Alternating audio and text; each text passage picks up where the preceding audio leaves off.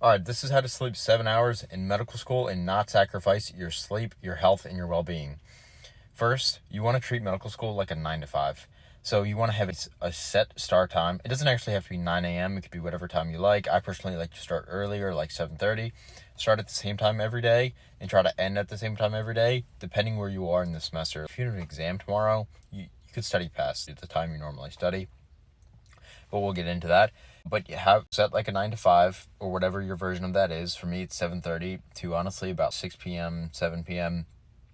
And then work. Only spend your time doing medical school things in those hours. Reserve the time outside of those hours for yourself and your other obligations.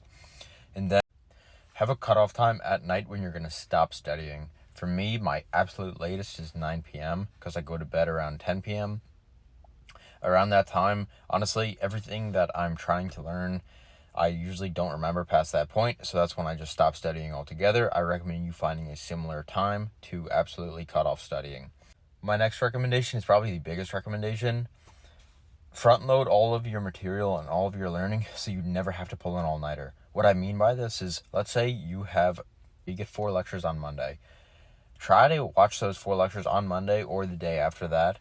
Try to keep up with that material, especially doing a first pass with active recall, whether that's flashcards or practice questions or however you like to study to actually retain the information. Try to get that done the same day you watch the lecture or the day after you watch the lecture, because that's going to be the bulk of the work for the material.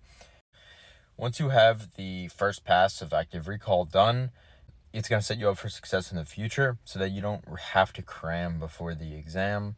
So you're obviously going to do a lot of review for the exam, but you're not going to have to stay up all night to study for it.